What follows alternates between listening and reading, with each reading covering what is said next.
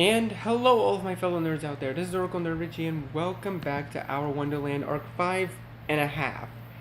Yeah, this is Arc 5.5, so those of you guys who don't know why this is 5.5, be sure to see the previous video on it. But, we spend the night feasting, laughing, warming our bones with frothy ale and fireside joviality. Despite the initial dubious reception, the rabbits take to us immediately, the Iggies especially. Once they've been patched up, they join the rabbit card games and the drinking competitions, even partaking in a few bouts of dagger darts at the targets on the wall.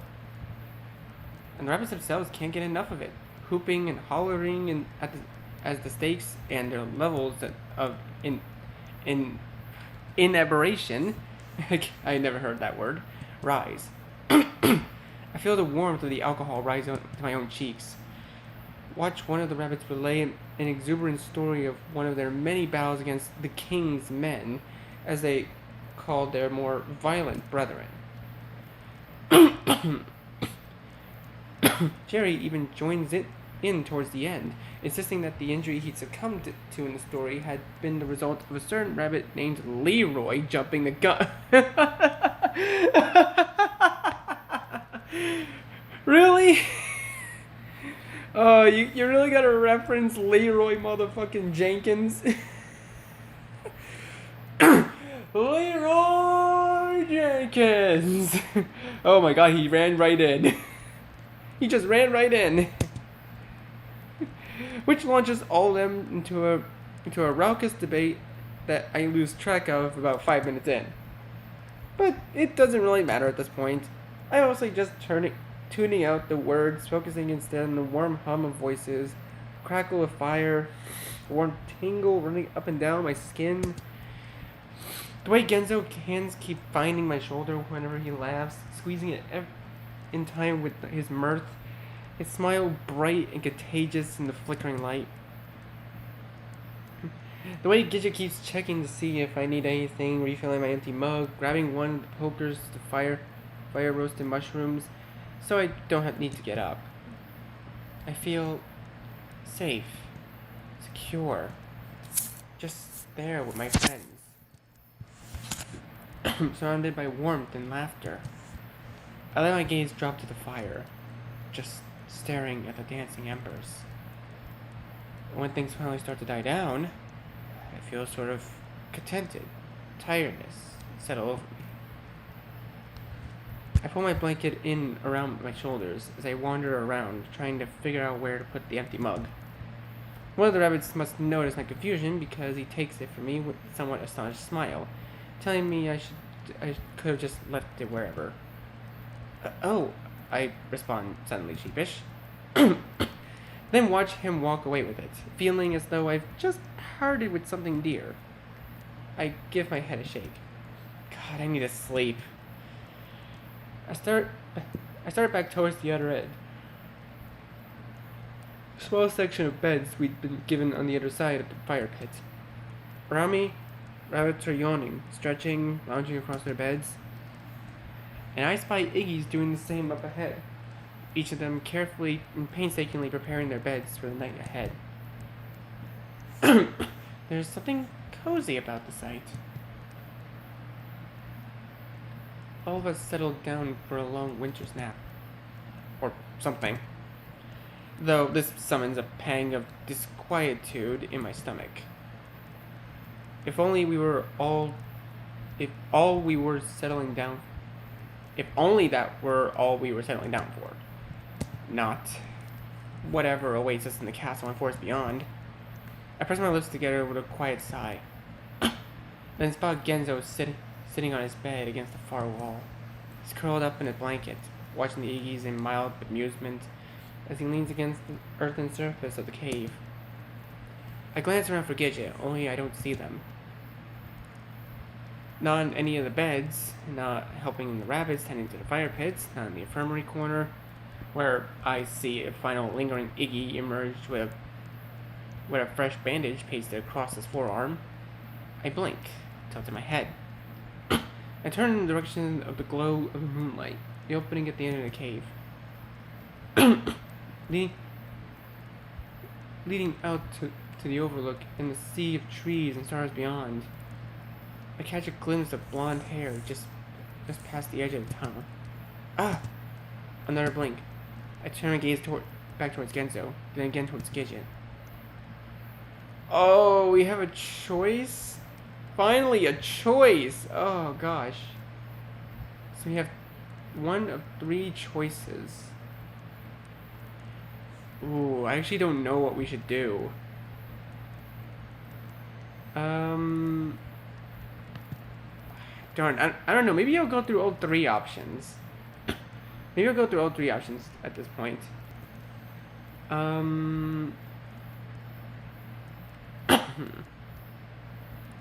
Let's go talk to Gidget. Why not? Let's go talk to her.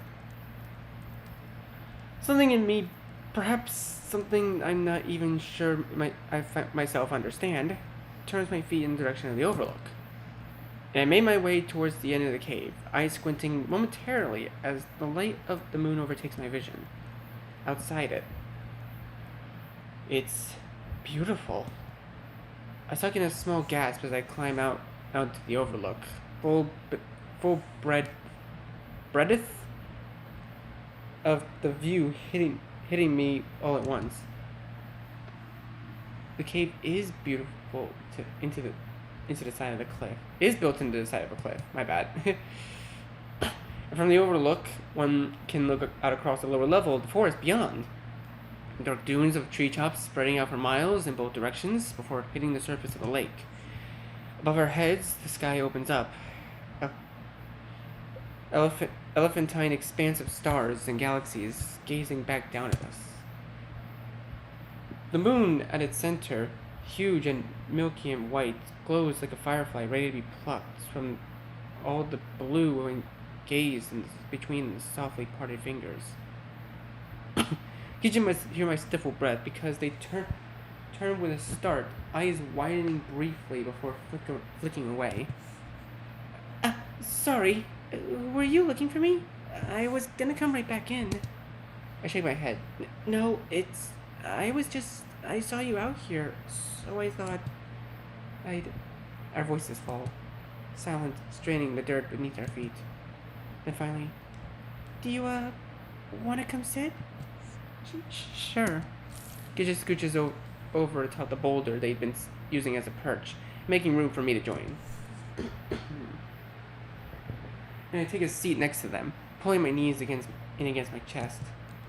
Both of us stare out across the landscape, the moon coloring our faces.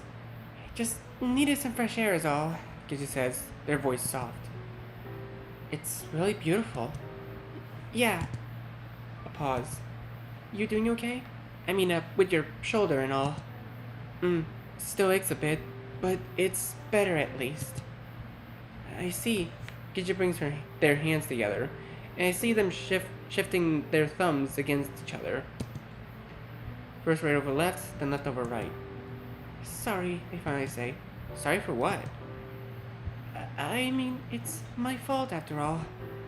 I scratch my head sheepishly. Not really sure I consider most of what people do down to their fault. But this doesn't seem to help matters much.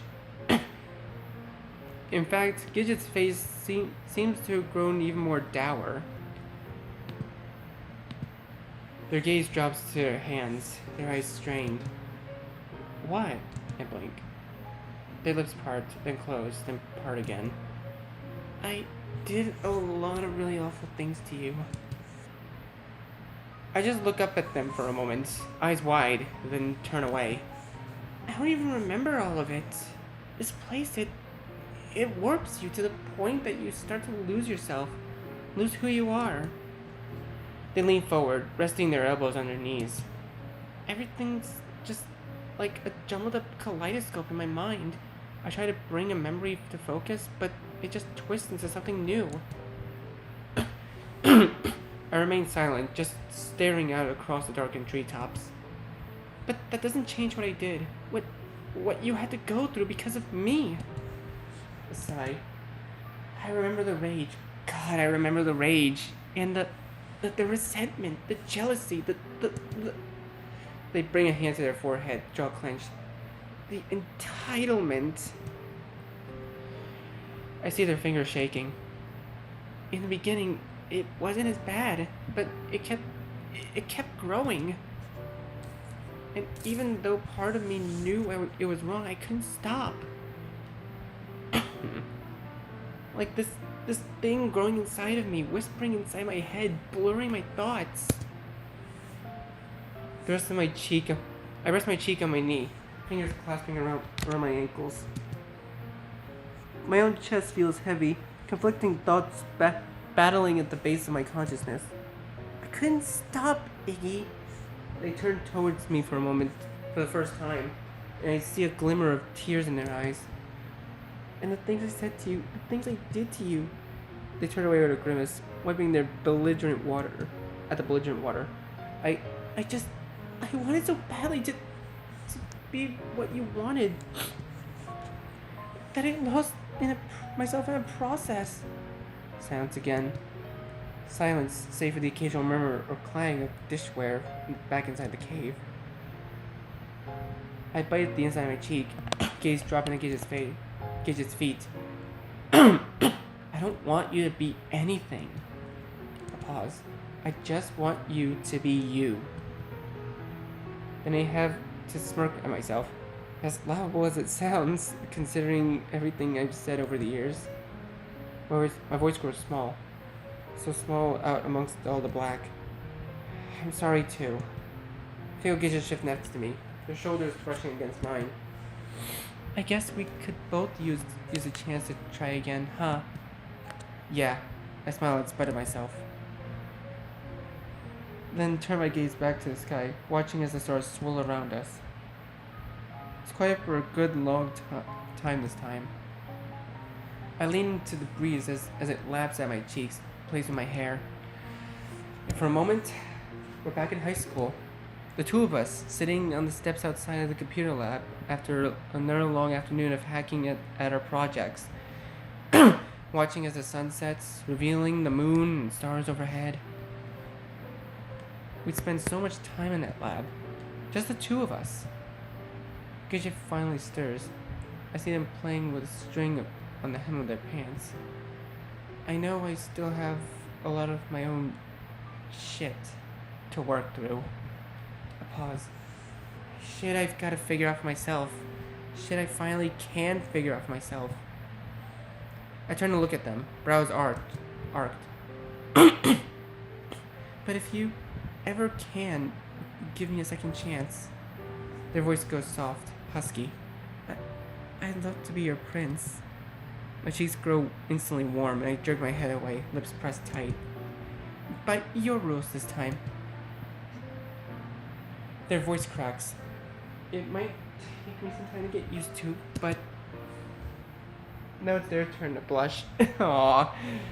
I never want to hurt you again, so I don't really know what to say, how to respond. There's a warmth inside me spreading out across my chest, shooting into my arms and fingers. In my brain, the part of my brain capable of forming words, it seems to have stopped working. So instead, I just clasp my hands together over my knees with a little breathy "oh" and stare at the reflection of the moon and on the lake until it sears my eyes. Gidget coughs and rubs at their mouth. Anyway, you don't have to give me an answer now. A pause. Or ever. Another pause. But I hope you'll at least let me protect you. A third pause. This one long and pronounced. I owe you that much, maybe. Take their hands, say something encouraging. Oh, there's different okay, so there's different choices for each path. Thank goodness. Oh, I actually don't know what to do.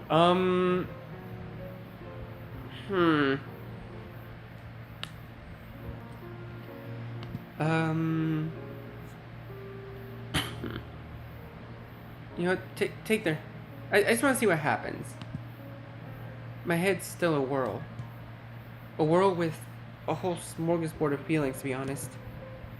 Some that make me warm, some that make me cold, and some that twist my insides into teeny tiny little knots that probably take weeks to iron out. But one feeling stands out above the others. A feeling of closeness with Gidget. And even though there's still plenty about them that makes me uneasy, about what happened that makes me uneasy, that connection between us remains, and will always remain tethered. I want to be there for them. And maybe I want them to be there for me too.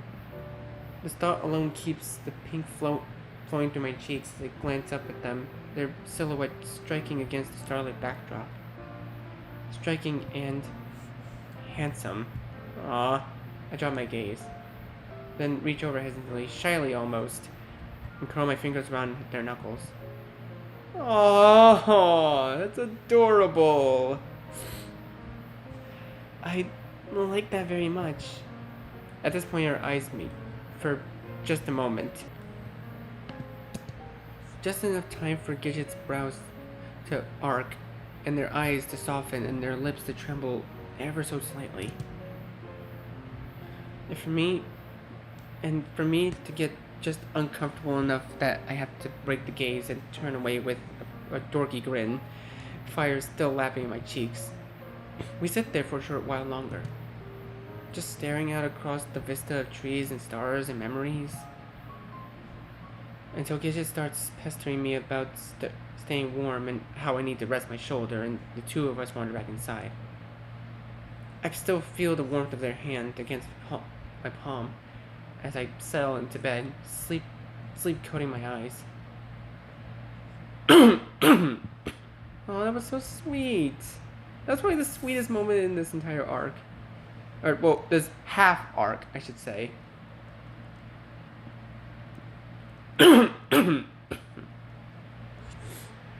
I awake the next morning to the smell of something cooking over the fire.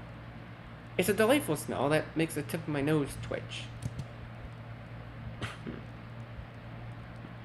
When I creak my eyes open, I see soft sunlight filtering in back tunnel, blanketing the cave in warm light. I push myself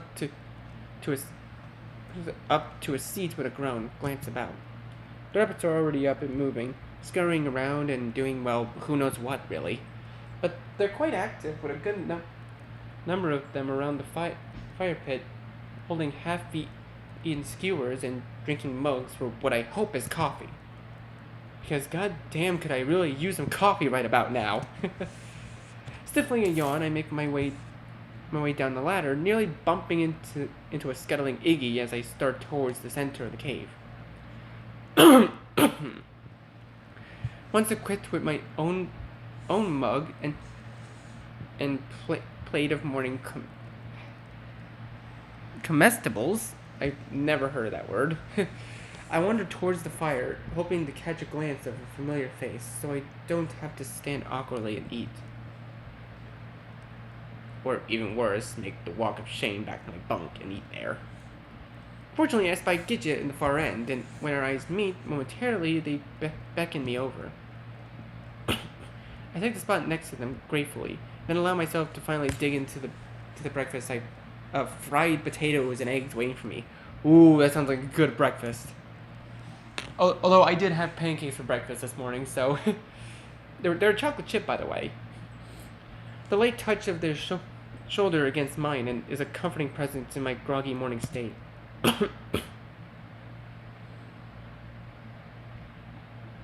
Once breakfast is over, though, things begin to move quickly.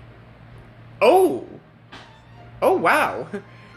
The table of documents is cleared, only to be replaced by a single large map. And around the table, rabbits begin to gather. Jerry at the head of the conferring with what I can only guess is his top men. The remaining rabbits are no less active. They take their armor and weapons en masse, mending holes in rips and sewing new layers of hardened plates into the joints, sharpening daggers and spearheads. A few of them even carving darts and arrows out of hardwood bark for an assortment of long-range options. I'm impressed, to say the least, though I'm not sure what wouldn't impress me at this point. Just that if you'd asked me to my expectations before making this final Wonderland excursion, I would 100% have not said to a rebel army of underground rabbits ready to wade into battle at a moment's notice. I feel a bit out of my league. I don't know enough about the turf, the enemy, the current situation to provide much in any of strategic advice.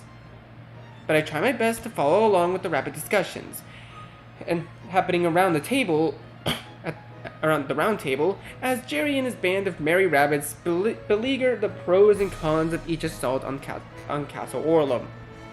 Gidget proves better than me at speaking on our needs, as the only ones not 7 feet tall at the table. In fact, they seem completely in their element, on their feet next to Jerry and debating points of entry based on the known rabbit concentration areas, a term Jerry and company kept throwing around as KRCAs. There's something quite regal about the site, about the way they expertly reboot ideas that would have required the three of us to move at the speeds of up to 60 miles per hour to keep from having our heads lopped off.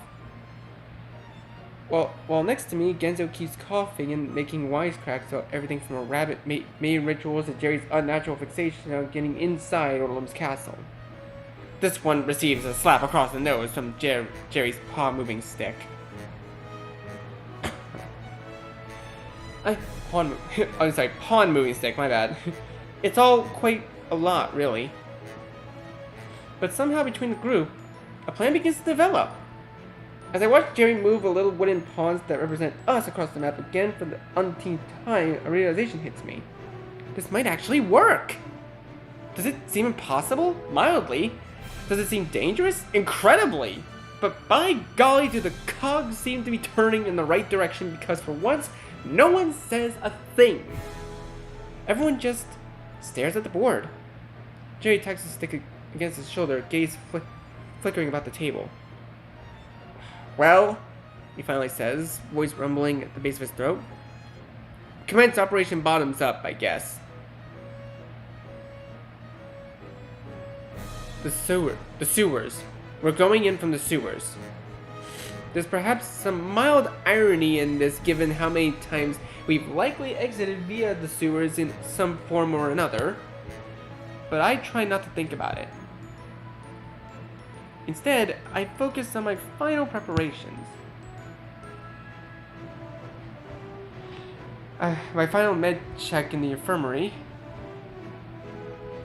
My final weapons check in the rather exuberant rabbit named Lemmy. I settle on a small retractable dagger under the assumption I'd injure myself on anything else. My final meal with the noticeably tenser crew. Dinner is a giant pot of pine squirrel stew. Ooh, that sounds good. My final empathetic shoulder touch from Gidget as they tell me everything's gonna be fine. Just fine. My final empathetic slap on the back from Genzo as he tells me we're all gonna die, before just as quickly retracting and fervently apologizing upon seeing a colored drain from my face. And then, once the sun begins to descend towards the horizon, we're off. The smaller battalions leave first, one after another splitting off, disappearing into the woods like whispers of the night. Iggy's perched on Rabbit's shoulders, tasked with recon work, sentry work, and the like, everyone aware of their part of the plan. Until it leaves only us. Genzo, Gidget, and I. And Jerry and his closest men, I guess. We're to occupy the appropriately named King's Point until everyone is in position and our turn in the campaign has arrived. Jerry squats down next to me, saying nothing. And I must look at him with the blankest, most confounded expression in the world, because he snorts in impatience, ear twitching. It'll take us an It'll take us an hour to get there at your speed. You want me to get on? Well, I don't want you to throw me a surprise 21st birthday bash, now do I? Don't get sassy with him, you overgrown chinchilla. Genzo takes a menacing step forward. Which only makes Jerry fur bristle further. You want me to leave all of you hairless monstrosities behind? You Oraton's jackass? Iggy, get on the rabbit man's back, please. Gidget, I see Gidget's eyes twitch. Sorry, I say at nothing and no one. Jerry huffs and settles into a squat, and I attempt to climb on, jumping a bit so I can wrap my arms around his neck. He pops back up immediately, and I nearly slide straight off. Jerry grabs my bony knees and yanks me so tight against his back that I just about erp my insides out into the grass. Then gives a jerk of a nod to the others, who subsequently kneel down as I watch Genzo and Gidget latch themselves onto their own rabbit chariots. Whether it's the tightness of my grip or the way my arms are shaking, it must be obvious that I'm a bit rattled, but Jerry throws me a quick glance, and I see his eyes soften just a moment. I won't let you fall off. I blink, attempt to process delivery of this information. But I'm not given a chance because in the next second, the group is ready and Jerry makes a little click in the back of his throat. Then, ooh! Leaps! I'm barely able to register what's happening at first. My head is thrown back as the wind launches itself straight in my face. Well, into my nasal cavity, sending my hair flying and my glasses nearly straight off my nose. In a motion that's more instinctive panic than anything else, I slam my face back onto the back of Jerry's neck, clinging to him like a leech. I can't see where we're going. I can only feel it, dodging in and out between trees, leaping over brush, sailing so smoothly across the rough turf you'd think his feet never even touched the ground. It's exhilarating, to be honest. And once my initial terror had begun to abate, my heart no longer beating like a jackhammer in my ears, I ease up on my grip. The wind whips at my hair like that of a dog sticking his head out of the window. But I rest my cheek against the fur of Jerry's neck, closing my eyes against the rapidly passing landscape to keep from getting dizzy. I can feel him beneath me. The way his muscles pull and snap with swift movements and sudden turns. I'm not sure I've ever felt simultaneously so out of control and in control in my life. Careening wildly, yet knowing I'll still get to where I need to go. It's a fascinating feeling. I entertain the thought of looking back, searching for any signs of the others, but decide against it when my stomach gives it an inelegant gurgle. Best to just not move, perhaps. I'm not sure how long we run. 10 minutes? 20? The ground we cover must be substantial, though. At some point, I notice a shift in our trajectory, an ever so slight incline. And Jerry begins to slow, the trees passing by at less dizzying speeds as the veil of overhead leaves begins to thin. Then we emerge. Jerry goes skidding to a halt just beyond the line of the trees. I instinctively clutch every inch of my body against him to keep from continuing my forward flight. He simply stands there for a second, waiting. Then another rabbit bursts from the bush, and another. The rest of our group appears one after another. Jerry nods, then another click in his throat, before wandering off towards the nearby outcropping of rocks. When he pops the squat to let me down, I promptly fall straight back on my ass. God. I bring a hand to my head, my muscles trembling. When I try to pull myself back to my feet, I simply stumble in the opposite direction, landing with a painful thud on my shoulder. An unbecoming groan racks my frame. Iggy! Gidget starts towards me, their hand outstretched, before their knees crumple beneath them. While behind them, Genzo hasn't even left the ground, just staring up at the night sky as he moans something about his bones melting. Jerry and the other rabbits ignore us, making their way purposely towards the rocks and hunkering down behind them. I finally manage to push myself up to a seat long enough to collect my bearings. We're on a small hill just outside the threshold of the forest. It's dark now. Quite dark. With nothing but the sound of crickets and the cicadas punctuating the silence. I start crawling over towards where Jerry and the other rabbits are conferring by the rocks. Then stick my head curiously over the nearest stony barricade. Ooh! The grass leaves my mouth before I can stop. A little startled hiccup at the back of my throat. There it is, towering at the top of the sloping expanse like a needle piercing the sky.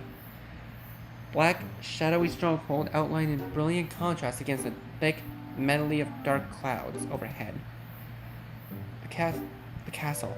I shrink back just a bit, stomach giving an unceremonious gurgle. Seeing it there right in front of me, had suddenly made it real again. And all those memories I'd shoved temporarily beneath the surface of my brain so I'd be able to function are beginning to bubble back up, so like a slowly boiling cauldron. I swallow hard.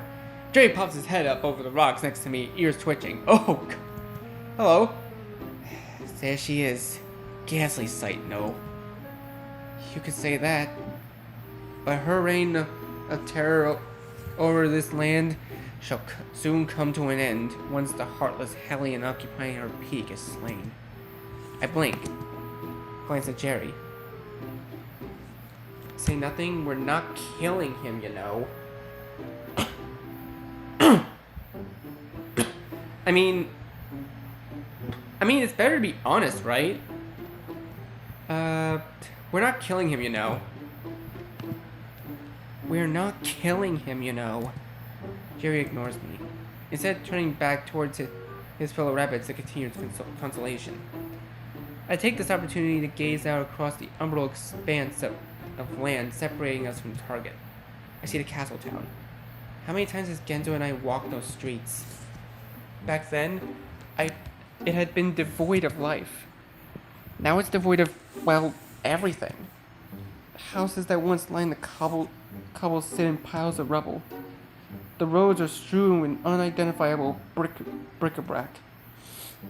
And the once tinkling fountain has turned itself into a dark pond of muck that bubbles and hisses with acidic pops. Past the town itself, I see that path winding up towards the castle. Its once tidy grasses are now grown over the sides and rising up between the bricks. Even the trees themselves appear to be weeping, slouched over like hovering willows of their leaves scraping the earth. There's little movement to be seen in the dark.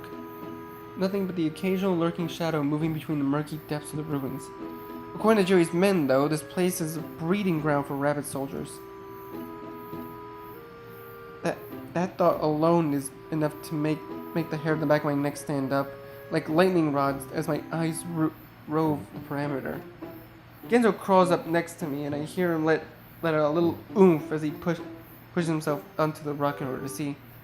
Makes your dick shrivel up like a California raisin, don't it? He whistles beneath his breath. It's certainly not instilling much confidence. Guess that fucker wasn't happy with the previous aesthetic. Not sadistic murder you in your own sleep enough for the old pepper-pocked people eater. I roll my eyes. Not that he doesn't have a point, but DJ rises up on my other side with a small grunt. Seeing it is indeed a lot different than simply talking about it. Their brows furrow with a worried shudder. I only hope the plan will work. The plan will work. Jesus, I know they're on our side, but why do they have to be so fucking creepy sometimes? Genzo hisses. I heard that. Want me to say it louder? Let's review the plan again, shall we? Gidget cuts in with a cough. And I shoot them a smile of gratitude. Yes, the plan, very good. Jerry's ears flick to the left and right, and I see him peer out across the darkened plain. Stage 1 is already in motion, if my ears don't deceive me. I blink, strain my eyes, but hear nothing. It is? Yes. The two northbound squadrons are already begun their approach. They'll aggro the two KRCAs east of the main gate.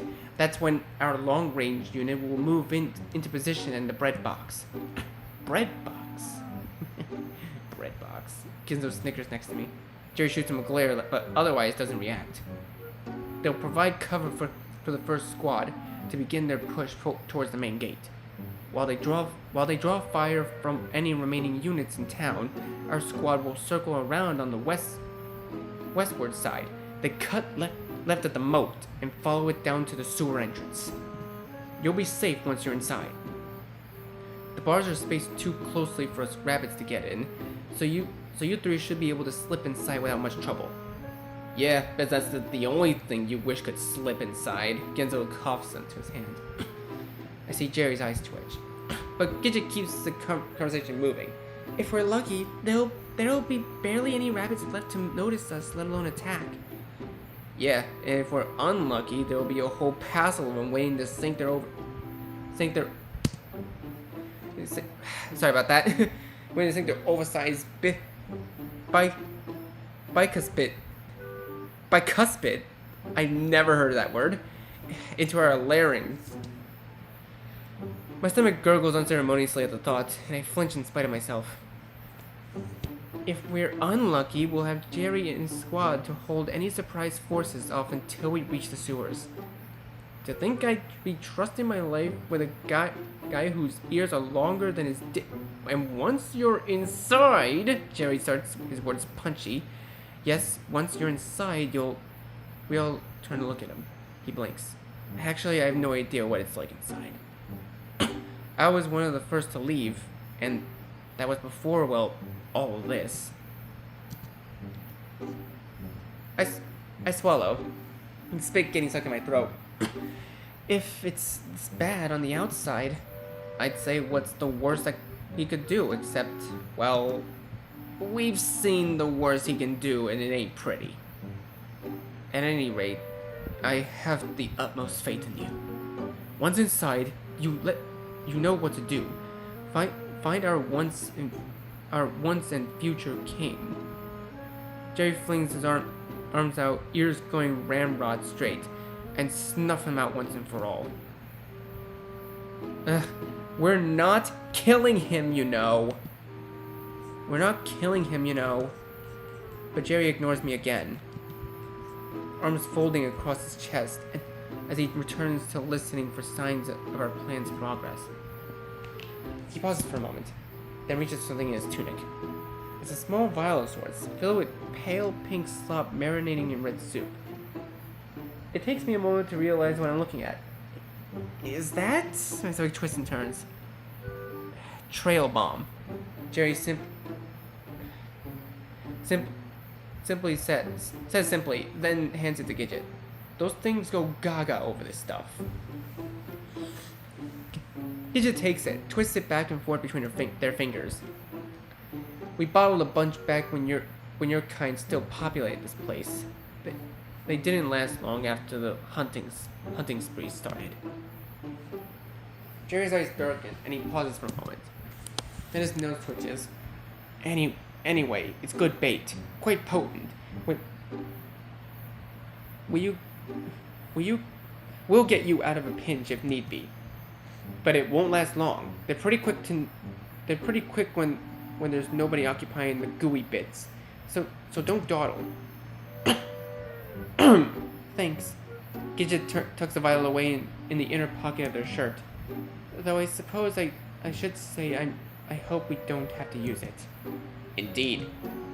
How come I don't get a nasty bowel bottle? Because we don't have many left, and I don't trust you, Jerry snaps. Which makes Genzo pout. I let my gaze drop to the small retractable dagger attached to my belt loop. I hope I won't have to use it either. With a thump, I slide back down to the side of the rock until my seat hits the grass. Suddenly, the plan that had seemed to make so much sense back in the cave felt like an impossible feat. Seeing Seeing the castle in the distance, all those feelings bubbling up inside my chest. You okay, Eggs? Genzo slides down next to me with a cushy thwomp. Gijay pops a squat near his side, jaw taut. You're worried about anything in particular?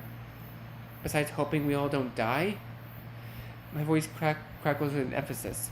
I rub my eyes, thumb massaging the bridge of my nose. Not that we haven't before many times, but it feels different this time. Yeah, I guess. It's true. This is the first time we've done any of this, Gidget muses. So it does feel significant somehow. Also, I guess I stop, cringe, let my gaze drop to the rocks below. I just hope there's something we can do. That he's not too far gone. Genzo's face darkens at this. He grunts but doesn't say anything. Hands propped on his knees as he picks idly at his thumbs. We'll do what we can. Gidget gives my shoulder a reassuring squeeze. We'll drag him out of that castle kicking and screaming if we have to. This thought does bring a smile to my face, and I feel a little bit of anxiety squeezing my heart loose. They made contact. Jerry's voice snaps us back to attention. He's gone perfectly still, ears as straight as a TV antennae searching for a signal. Gidget pushes themselves back to their feet, voice low. The northern squads? Jerry hums an affirmation. This is enough to bring me to my feet as well, despite the tremble on my knees. I feel my heart picking up again, like a steadily accelerating metronome in my chest. Gento follows behind, though conspicuously silent and lacking in his earlier vivacity. One of the other rabbits ducks down beside Jerry, his movements crisp. Long-range units in position, sir. They've already had to drive back a few hostiles. More stragglers than anticipated then. Jerry clicks the back of his teeth together. Not ideal, but we've dealt with worse. Does this mean we'll be going soon? I try to sound confident despite the warble in my voice. Jerry ignores me, instead flicking his head in the direction of the town. The other rabbit seems to know what this means and goes bounding off towards the hill. Come on, Jerry says simply, then takes off after him. The three of us simply watch him go for a moment, the sight taking a moment to register. Then, Gidget goes running, with Genzo hot on their tail, and I have no choice but to scramble after them. Fingers and toes slightly numb from growing apprehension as I sprint down the hill and out across the dark field. It's a surreal feeling, being out there in the middle of all the darkness. Nothing but the moon to guide my path as my heart races and my feet pound against the dirt. I can barely see my companions up ahead, which only worsens my dread. And I push my legs harder, whipping past grasses and thistles like a white-topped streak in the dark. We race across the entire field, up to the buildings in the outskirts of town. I see the rabbits come to a halt behind what looks like the remains of a large shed, and I book it after them, clenching my eyes shut as I put everything I can into the last leg of my sprint. Then probably tripped and fall a few feet away, going sliding across the gravel with a wince-inducing thud. Eggs! I hear Genzo hiss. I can see his paunchy shadow start toward me. But Jerry makes it there first, hauling me up single-handedly by the back of my shirt and carrying me towards the building. Barely have time to register what's happening before he's dropped me back on the ground and grabbed my wrist with a yank. You're staying with me. Get your fucking hands. Do you want him to die? This stops Genzo in his tracks, and he steps back with a harumph, fixing his hat. I sink somewhat shamefully back against the wall, Jerry's hand still clenched around my wrist bone. Jerry jerks back to peer around the side of the building. From my vantage point, I can see the grass turn to cobblestone, only a few feet away, but not much else. In my mind, though, I can see the small castle town as though it were yesterday. The quaint yet empty streets. The fountain tinkling in the central square. The air of disquietude Wonderland hanging over everything like a dewy veil.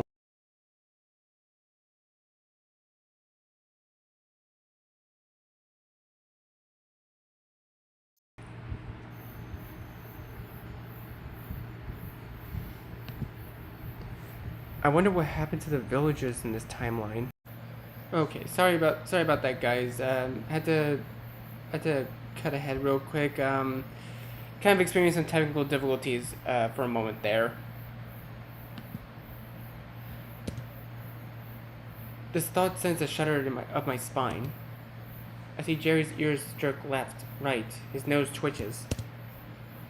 "For squaws moving in," he says simply, then turns back.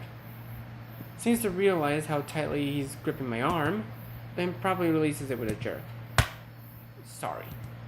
I shake my head silently, massaging my wrist. "You kinda got a vibe of a newborn kid." This makes me blanch. It's kinda... But he doesn't finish. Instead, turning his head away with a small cough, tips of ears curling. I find myself at a bit of a loss, so I simply stand there, staring down at a small tuft of grass next to my feet. "Anyway, we've gotta get you to that castle in one piece. So you can find that rat-tailed bastard." It sounds him for good. He emphasizes this with a punch in his palm. "We're not killing him, you know." I've just about had it at this point. Unable to stop myself, I stomp my foot on the ground, hands splaying in exasperation. This is getting ridiculous. We are not killing him, you know. Jerry blinks at my outburst, but I'm not done. Orlum, he is our friend. I can feel moisture building up in the concerns of my eyes. He needs our help. He needs us to needs us to what? I don't know. I don't know what we have to do.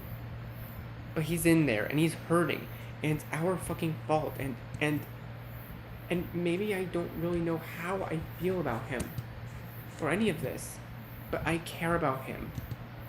Care about him a lot. I just hope we my hands curl into fists as I grind my teeth together. But I ultimately let them fall with a defeated slump. It's silent for a moment. Then, "Yeah, I get it." Jerry snips, rubs at his chin. "Guess I've just seen a lot of my guys die, you know. So you'll have to forgive me for my words. Come out a bit harsher than intended." I bring a hand to the back of my neck, guilt buzzing along my hairline. "Yeah, it's okay." My own feelings about the guy are complicated. Complicated is a good word for it. Memories plaguing my head. Some of them horrific, while others comforting. The feeling of his fingers in mine as we danced. The smile playing at his lips as he whispered things in my ear. The weight of him curled up against me. His fingertips. I squeeze my eyes shut, cheeks suddenly growing incredibly warm. But I shake my head with a flustered jerk. My memories of Orlum are the most chaotic. Hard to piece together. Perhaps due to the stark juxtaposition of feelings they instill. Or because I'd spent so long down here with him. This place, just stuff to your head that the longer you spend in it. I return my gaze to Jerry, who is now staring at me, brows arched. "You go somewhere, kid?" "Sorry, memories, you know." I give my hand a little wave as though it will somehow explain the amorphous disarray seizing my thoughts. Guess I can't fault you for that. Got enough of my own. Jerry puts his hand on my shoulder. I think it's supposed to be some kind of reassuring pat, but the strength behind it feels about ready to snap my clavicle. To future memories, then. Yeah. Then, with a bit more gusto, yeah. Future memories. Jerry looks like he wants to say something else. Even opens his mouth. But at that moment, something must catch his attention because his ears give a twitch, and he returns his attention to the side of the building. This time, even I can hear it. Far sounds of combat further up town. We grow silent. The whole lot of us huddled at the ready behind the shed, just waiting. Then, they're almost at the gate. Let's move. Jerry gives another click and the rabbits take off, back around the other side of the shed, and disappearing into the night. Genzo and Gidget glance at each other, then at me. I turn and equally as bewildered looked at Jerry's direction, who just stares at us blankly. Finally, what are you waiting for? Go! He flings his arms as though shooing us along. I'll take up the rear. This isn't to spur us into action.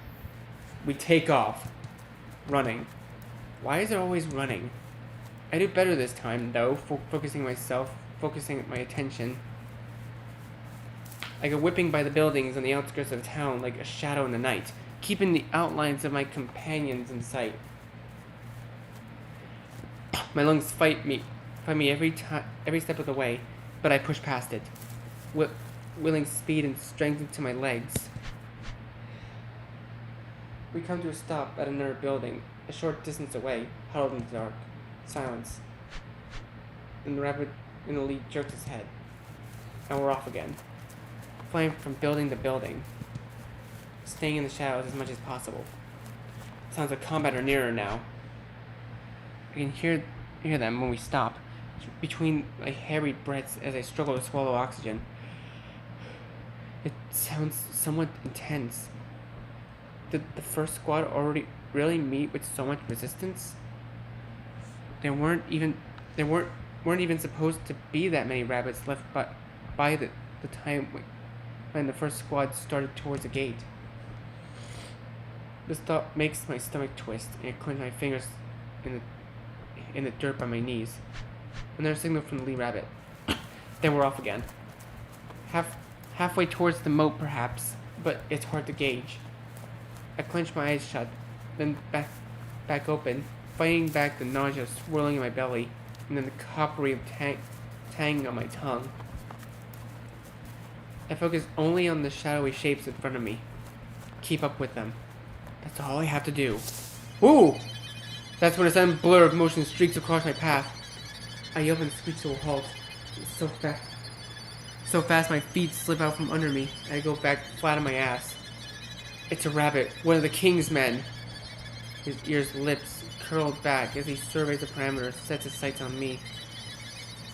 A growl rolling off his tongue sends tendrils of panic up through the base of my brain, and I give a low whimper, crawling backwards through the grass. Eggs! I hear Genso's voice, the sound of him and Gidget turning around, but there's no way they'll make it in time. I see a rabbit reel back, his fur standing on end, eyes wide. It lets out a shriek, then Jerry leaps over my head and tackles him to the ground. They go tumbling in a flurry of limbs and fur. And when Jerry gains a momentary upper hand, pinning the other rabbit on the ground, he shoots all three of us a glare. Don't just stand there! Run! I do as I'm told, scrambling to my feet and streaking towards Genzo and Gidget. And then we're running. Oh, Jesus! I just catch Jerry plunging a dagger into the other rabbit's throat with a squelch before barreling around the next corner. We don't stop. Racing. I look around widely at the rest of the squad, and Gidget throws their hands out with a rough grunt to point them out. They're not stopping anymore either, and in just a moment I see why. A shriek, followed by another, and another.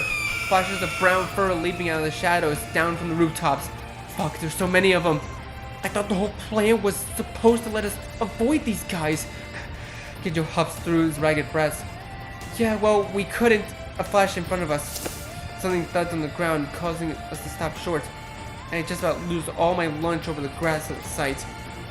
It's one of the Iggy's, only barely recognizable. His limbs half bitten off, inside strewn in like party favors, and a giant chunk gouged out of his neck, head hanging by nothing more than a few stringy threads. I bring my hands to my mouth on instinct. Another flash. A rabbit leaps down on the nearest roofs and lands on the Iggy's body. Gooey squelch as another leaping in the helping of its innards squeeze out of the limp body. Gidget whips out their dagger and a half-silent curse as Genzo's arms flies up between me and the rabbit. But the defensive effort proves pointless when a second thud comes from behind us. We whirl around to see another rabbit leering at us, jaws already red with blood. I take a step back, heart beating so loud in my chest I can barely hear. The first rabbit rears back with a shriek, then jumps. This time the block comes from the front. One of the rabbits from our squad is back, leaping straight into the incoming rabbit and slamming him into the ground. Our second assailant screeches, then leaps towards them. The three of us take off as more and more screeches continue to fall in the air. A thud next to us. I nearly scream, then realize it's just another one of our allies. He's already boasting a fresh scratch across his arm, dagger at the ready as he runs alongside us. Past more and more buildings, some of them with fresh red stains. Over a stone fence, the body of one of our slain allies draped over the top. Fuck. It wasn't supposed to be like this. Commotion on our right. Outside, two enemy rabbits feasting on a body of an Iggy in the shadows between the buildings. One looks up as we pass, then charges with a shriek. But our accompanying ally rabbit is there to block the attack. He leads with a kick, then slams the other rabbit down into the ground, dagger plunging with a geyser of blood. I push myself faster. I can see the buildings start to thin up ahead and past the darkened umbra of a moat. We're almost there. Just need to follow the moat westward towards the sewers. I will more strength, more speed into my legs. The wind and excursion sending tears in my eyes and blubbering already hazy vision. Gidget veers left first. I see them pause for only a moment to check the two of us that are still following. They continue their sprint. Genzo follows close behind, nearly wiping out a slick piece of gravel before running himself with a fuck, and then resuming his forward velocity than me. I cut the corner just a bit, not caring that it takes me closer to half obscured path of brush, only worrying about not falling behind, not letting any of those things catch up to me. I round the corner with a twist of my heels, only for a rabbit to brush the pounce. He hits me square from the side, sending me flying, pouncing, tumbling down the path. For a moment I can't see, I can't even breathe. Just rolling, sliding, and skidding on the gravel bites into my shoulders and arms. Then it comes to a stop, head still spinning. Only see the rabbit perched over me in hungry leer. I stare up at it wide-eyed. Then on pure instinct, I reach for a retractable dagger on my belt loop and stab. The tip of the dagger goes in with a surprising ease. I thrust it into the hilt of the fur and the rabbit's neck, tickling my fingers. The rabbit itself seems surprised at first, then lets out a screech, body writhing backward in pain. I jerk the dagger out, raise it above my head for a second stab, but the rabbit is ready this time. And before my hands can descend, it grabs my arm and flesh with a fleshy twist, nearly yanking it from the socket. I let out a yelp, and then open my eyes in horror as I watch the rabbit heads lunge towards my wrist. Ugh! There's a visceral squelch. My jaw drops as a silent scream. Pupils trembling, just staring, trying to comprehend the sight in front of me. His teeth are through my arm. I choke, sputter, and finally eke out a heady groan. My fingers, my arm, and entire body shaking and twitching. Razor sharp crackles of pain explode out of from the point of entry. Blood bubbling up around the rabbit's teeth and leaks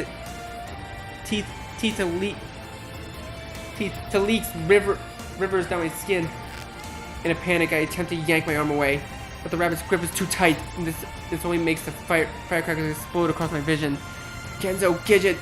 My eyes go hot with tears, head swimming. But it's neither Genzo nor Gidget that appears. It's a brown flash that launches itself at my assailant, and before I have a chance to process, it's gone, tumbling off to the side, flurry of rolling bodies and blood. Jerry slams the rabbit's head into the ground with an angry snap, and the resulting crunch of skulls makes my stomach roil. He turns towards me, eyes sharp. All I could do was stare back at him, lips trembling and red-soaked arm still poised on the attack. Shit! Jerry wipes the streak of blood from his chin. grabs my arm and yanks me to my feet without a word. Then we're running, sprinting. I can barely keep up. He must be forcing himself to run at a more reasonable pace, but even that's too fast. I can feel my legs struggling beneath me. My heart screaming like I'm on a treadmill turned up too high. And 1 second from flying off, but it's not to last. There's a shriek from in front of us. Jerry skids to a stop and another rabbit launches itself from the shadows to block our path. I ram into Jerry from behind with a yelp, brain attempting to make heads or tails of each of the subsequent rapid-fire developments. The rabbit reels back on its conscious, then leaps. Jerry shoves me out of the way as the rabbit hits him square in the chest. They go rolling, dirt and grass flying. But Jerry comes out on top, slamming another rabbit's face. The other rabbit face first into the gravel before yanking his ears back and sliding his dagger across his throat. Another screech. A rabbit comes streaking out of the trees to the left. Then another. This one bounding out the path, first stained red. I back up. Back. Jerry grabs the back of my shirt and tears me out of the way as he shoves one of the incoming rabbits to the ground with a gut-wrenching thud. It all happened so fast. As I glides up, crosses my throat as my legs and arms flail helplessly in the air. Flung first left, then right, like some kind of limp rag doll as Jerry turns towards the other rabbit, sidestepping its hairy charge before twisting around with a kick and slamming it into the ground. Jerry doesn't have to wait to see this one down for good. He takes off, this time tucking me against his chest and upping the speed. All I can do is clench my eyes shut and burrow my face into the fabric of his cloak as the ground whizzes by beneath me. We have to be almost there by now. We have to. I feel tears well up in my eyes again. The pain, the panic, the sheer tumult happening around me and sending my heart and brain into a continuous overdrive. The next attack surprises us both. A rib-cracking jolt from the right. I hear something snap inside Jerry's chest. As the world goes upside down, we're rolling. At some point, the dizzying tumble, we get separated and go skidding across the rocks, biting into my cheeks and my arm leaving a bit of red streak across the gravel. I let out a haggard moan, body limp and trembling. Can't move, barely think. Not even if the rabbit who assailed us turns its sights on me and comes jetting across the path. I clench my eyes shut with a whimper, but the attack doesn't come. Jerry has rolled on top of me, and the treasure rabbit latches onto his back instead, plunging his teeth into Jerry's shoulder. Jerry lets out a shriek of his own and doesn't move. Just lies there, body curled over me like a protective shell. I feel my heart twist. The rabbit digs its teeth deeper, twisting its head left, right, climbing down on muscle and tissue. I see Jerry wince, ears curling in pain as his arms tremble around me. More shrieks around us. They're all around us now, closing in. And I watch in horror as another rabbit lunges forward, its teeth clamping down on Jerry's leg. Jerry's body gives another jolt, his face contorting, but still doesn't move, even as I hear the skin get rent between the massive teeth. Oh shit! He turns his gaze towards the path ahead, one eye clenched shut in agony. You're almost there, Kit. His voices sound hoarse. I follow his gaze to the moat twists around, the grayish spackle of concrete over the small sewer. My eyes widen with a start. I jerk back towards Jerry and flurried shaking my head. Run and don't stop. Promise me. Another shake. The tears that are springing back to my eyes, building panic, spring my heart into a mad gallop. Jerry lets out a grunt in surprise as the third rabbit leaps onto him, jaws descending on his backside. His arms are squawking now, barely able to escape, keeping himself aloft. But that doesn't stop him from shooting me a glare just drains the blood from my face. You fucking idiot! Run! Something in this snaps me into action, and with a hurried scattering the dirt and rocks and grass, I scramble from under him to my feet. And run. I don't look back. I can't look back. I half trip. I stumble forward. Sprint. Sail. Fly. I don't even notice them screaming until my throat gives a scratchy crackle and my lungs starting to give out. And still I keep running. Numb feet pounding the earth. Wind lashing my cheeks. I go tearing around the small hill. Feet sliding in dirt and dust. It's there. The large concrete embankment. The dark hole in its side. The metal bars like giant rusted teeth. Genzo and Gidja are already there on the other side of the bars, beckoning me to them, reaching, shouting at me. And I will everything I had for the final push. When there's a shriek that rattles my lungs, I fly through the bars, past the bars, slipping into the mud and going tumbling in the concrete surface. Fuck. The river of black goop oozing down the center of the pipe splashes up and around me, sizzling sparks of pain up and down my arms as it's searing my cheeks. I quickly roll out of it, off to the side, limp and gasping, just laying there in surrounding grime. For just a second, I wonder if I'm still breathing. If I'm still alive. A dizzying, dancing view of the dark, rounded walls give around me and spinning before finally settling into fuzzy stillness. And Genzo and Gidja are there, their arms around me, their voices soft and scared, panicked, but there for me, and grounding me, and keeping the shock from fully claiming me, even as the dank chill of the sewer seeps around my clothes and skin.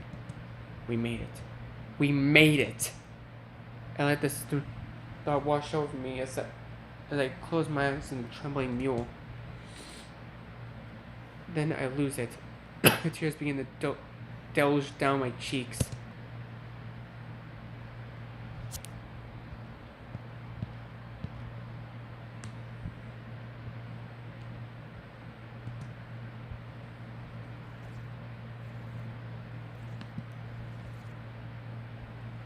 We move further into the sewer before stopping to recoup. Even if the rabbits can't get through the bars, we don't have any desire to draw their attention further. Alright, I think that would be a good place for me to end this episode for now.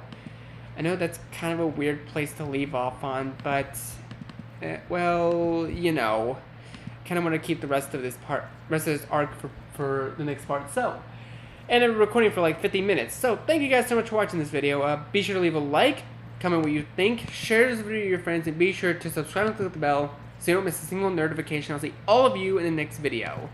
Goodbye. You say you wanna try,